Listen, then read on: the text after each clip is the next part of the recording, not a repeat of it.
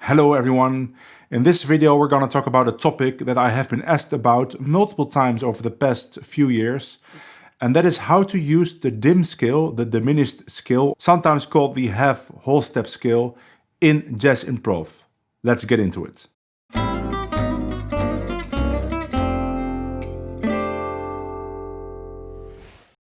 I make a couple of videos like this every week, both here on YouTube and also on my Patreon, where I make Patreon-only content. And I hope today will be the day that I earn your subscription. So if you like my videos, please hit that subscribe button. Some people have found it kind of strange that I have made a couple of hundred videos and never talked about the skill, even though it seems to be a huge topic.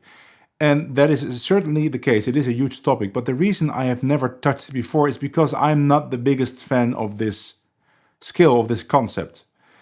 Doesn't mean that I don't like it. I like the sound, but the problem is that if you overuse this dim scale, often to me it pretty much sounds like random chromatic noodling, and that is also the danger of the scale. Of course, that's my opinion. Some people love it, but if you stay in this scale for a long time, it can sound pretty random to me. So I don't use it all that much. But I've decided to make a video to show you what I use from it and demonstrate certain concepts. So let's start from the beginning. Let's start with my fingerings for the diminished scale. I have two fingerings, one going up, one going down, and I never deviate from these fingerings. It's pretty much what I use all the time. So let me show you my fingerings for the ascending dim scale. So we're going to talk today about C7. So we're going to talk about the C7 diminished scale. You could call it the C-sharp dim scale if you want. Doesn't matter, just remember that this scale goes on top of C7. So we're gonna start on the note C, and the fingering goes like this. 1, 2, 3, 4.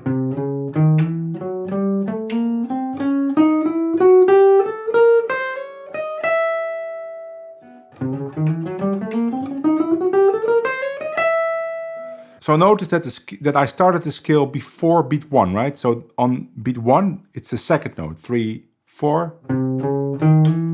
And that is because on beat 1, I want a note from the C-sharp diminished arpeggio. It's C7, so my anchor is a C-sharp diminished arpeggio. And any of these notes can be a note on the downbeat. So I can have a C-sharp on the downbeat, right? But I can also have a B flat on the downbeat. I just move my hand back, make sure that my pinky is on the B flat, and I can use the exact same fingerings. That's because it's a dim scale, it's symmetrical, and you can always move everything that you play in a diminished scale 3 frets up or down and play the exact same fingerings and get something that also fits C7. So I can have a B flat under my pinky, I can have a C sharp, I can have an E or a G, right? Those are the notes of C sharp diminished. So let's say I want to have the B flat, so then it would be 3, 4.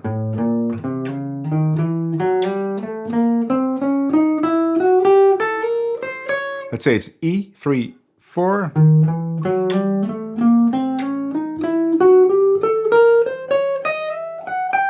And the last possibility would be a G, 3, 4.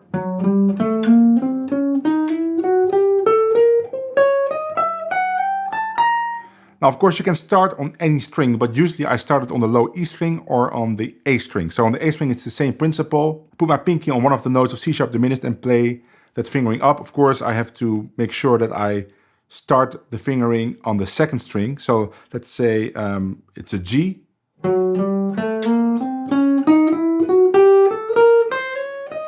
So it's the same fingering, just one string less. So let's say I have a C sharp under my pinky.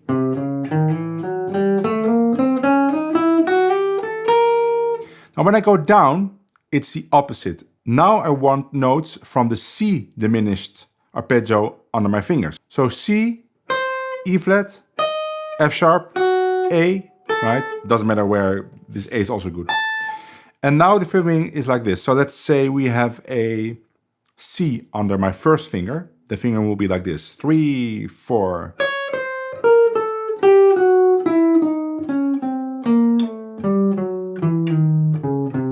Let's say I want an A under my first finger, 3, 4.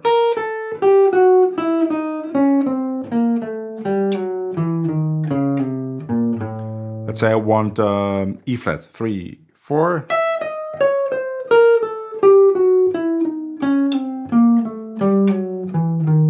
So now let's play a scale up and down. So I'm gonna play with an E under my pinky, 3, 4.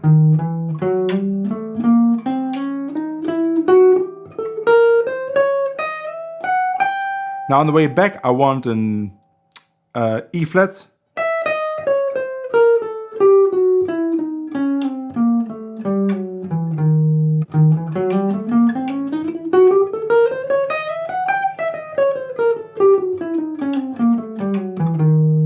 So now you might wonder, why do I have different fingerings going up and down? That's just because it feels easier, and also it forces me to think about the note that I want on the beat, right? On the way up, it's a note from the C sharp diminished arpeggio, and on the way down, it's a note from the C diminished arpeggio. So let's take another chord, for example, let's take E7. Let's say E7. So on the way up, I want a note from the F sharp diminished arpeggio, right? A half step up. So let's say it's an A flat. And on the way down, I want a note from the E diminished. So let's say we take C sharp.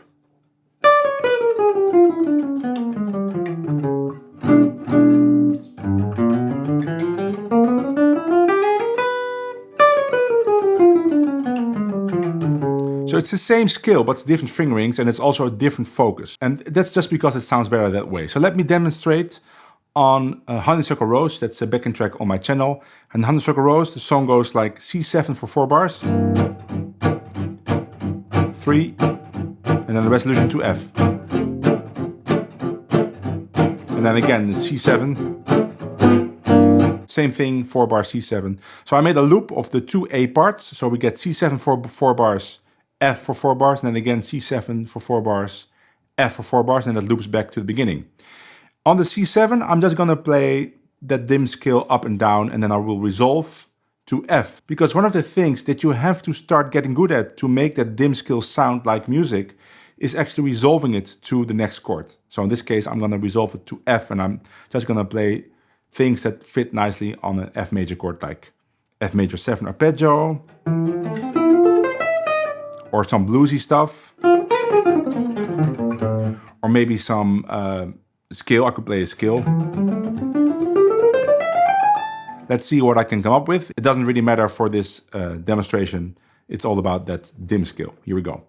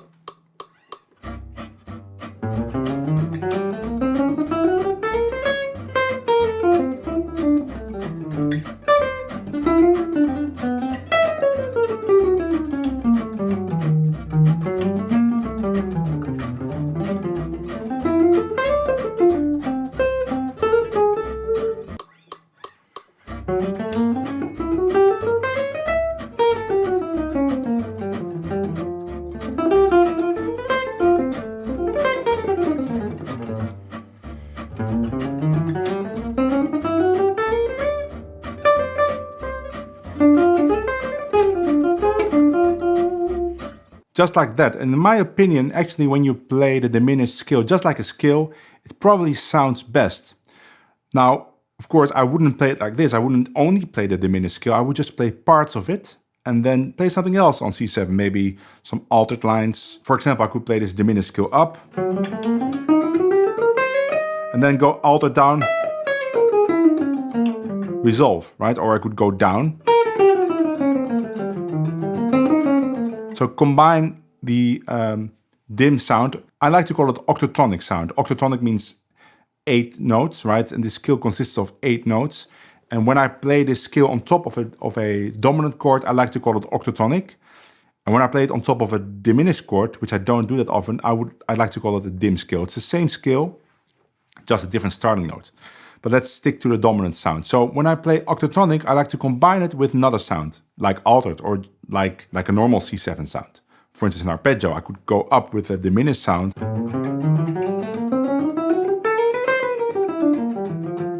So I played diminished up and I went down with a G minor 6 arpeggio, which is something that fits really nicely on C7. So let me do it again. And now not only play diminished scales, but also just play some other C7 stuff and just play snippets of that diminished scale to get that sound for a short amount of time, which I think sounds a little bit better.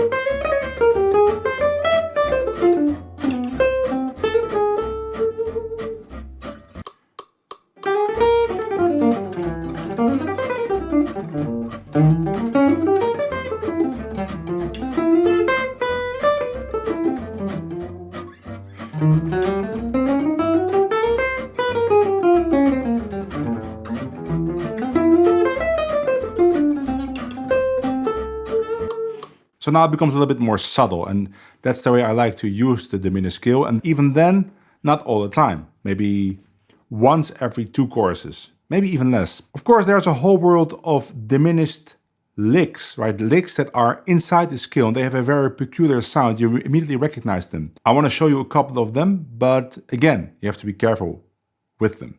So I'm going to start with 2 cells. 2 cells that are very scale-like, that you can easily combine with the diminished scale itself, but give you a different kind of flavor inside that diminished scale. So here's the first cell. 1, 2, 3, 4.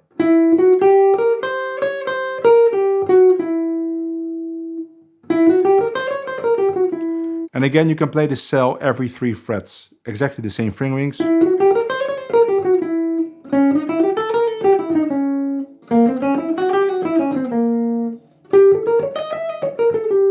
This cell is easy to get into from an ascending diminished scale.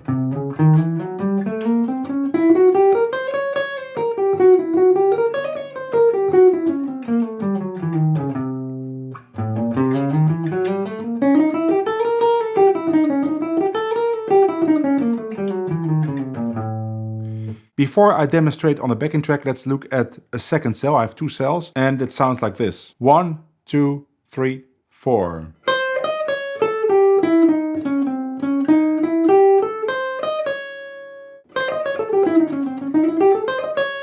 So both cells have in common that they are basically just a scale, but some notes are skipped. And I call it a cell because it's something that you can play around with. You can play it up and down, just up and down. Or you could mess around with the order by playing some of it and then going back up and then going back down, or repeating.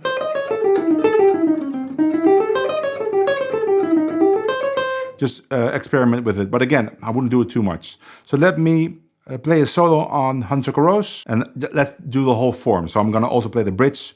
I'm just gonna improvise on the bridge. It gives a little bit of context so that I'm really playing a song and not just noodling around on C7. In the bridge, I'll just play normal, regular jazz improvisation.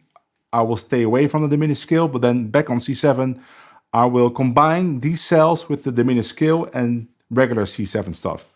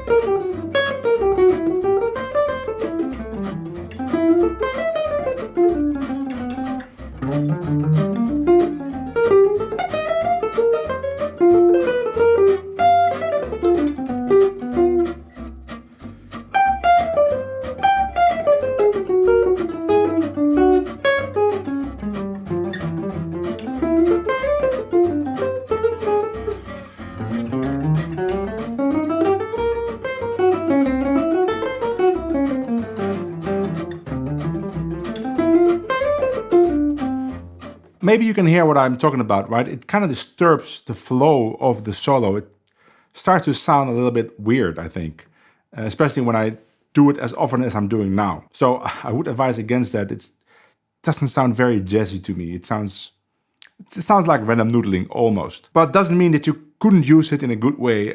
If you sprinkle it in, it's a nice sound. It can bring in some nice variety. So now the last ingredient of this topic, let's look at some typical diminished licks. And these are things that are even more in your face. So look out with it. But I'm going to show you some of the licks that I like to use. 1, 2, 3, 4.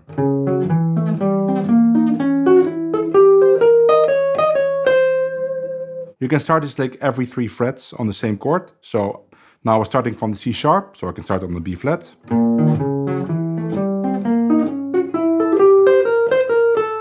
Or a G.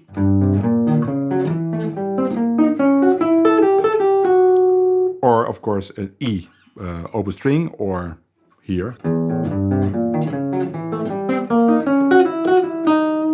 Let me play this lick on top of Honeysuckle Rose.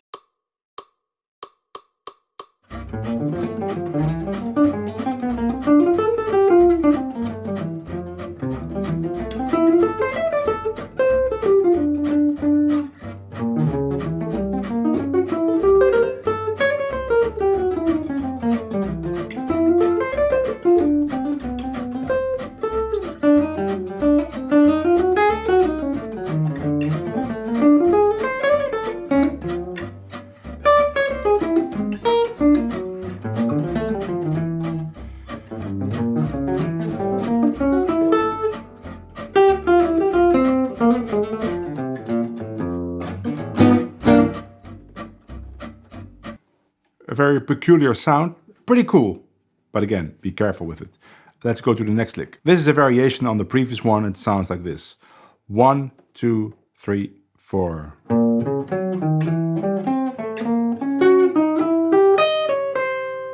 One, two, three, four.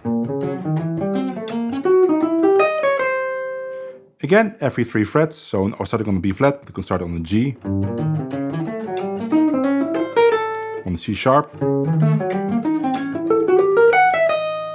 Let's play it on Honeysuckle Rose.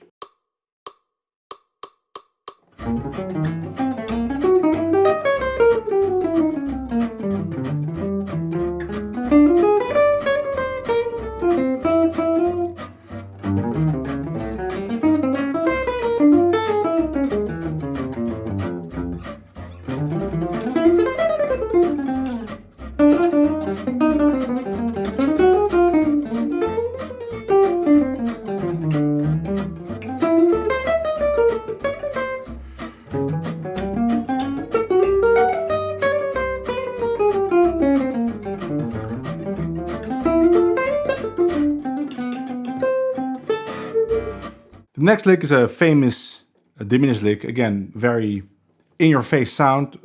Pretty cool though. 1, 2, 3, 4.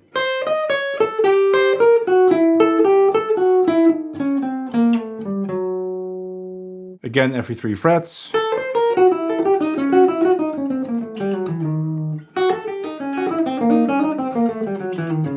This is the way I play the lick. So I play 3 of those patterns. Or maybe it's 4, and then I go down with the skill. Because you could go on with the pattern as well. But then you should probably stay in one position, but I actually haven't figured that out because I usually only play that beginning of it. Of course, if I want to have it lower, I just start here. And then go to the skill.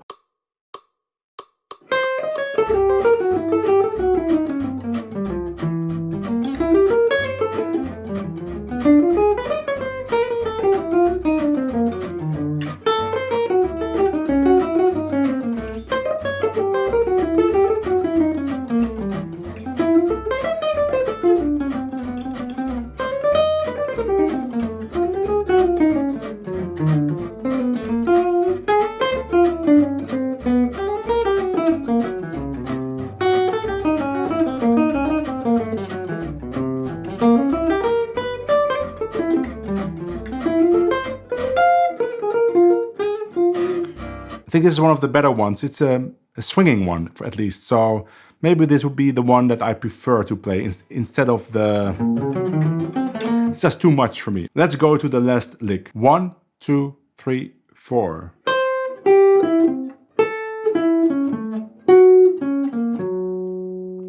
So it's really just 3 major arpeggios. A C arpeggio, an A arpeggio, and an F sharp arpeggio.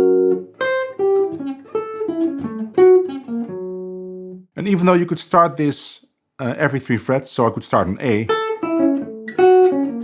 F sharp, and then E flat, I only like to start this one on either a C or on F sharp. Because if I start on F sharp, I end on the note C, and that's an easy note to start on to play something that resolves to F. Right, and if I start on the C,